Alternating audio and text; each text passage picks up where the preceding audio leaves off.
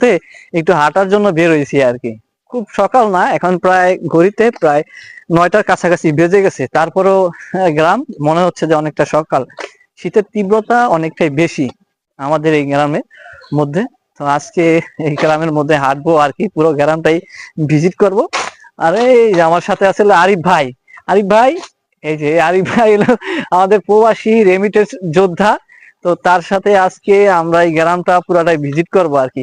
তো আরিফ ভাই কেমন আছেন ভাইজান? হ্যাঁ ভাই, ভালো আছি। আপনি ভালো আছেন না? জি, কয়দিন যাবত আপনি গ্রামে আছেন, বা কয় তারিখে আসছেন, বা কয় মাস হয়েছে? আমি আসছি নভেম্বরের 6 তারিখে।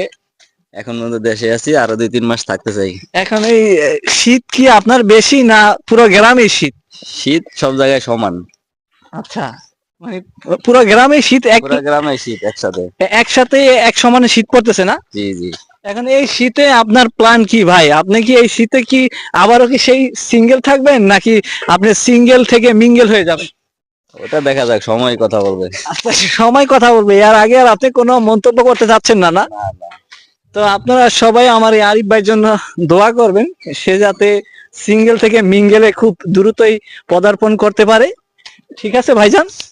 তা আপনার জন্য তো সবার কাছ থেকে দোয়া চাইতেছি। হ্যাঁ, সবাই দোয়া করবেন ইনশাল্লাহ।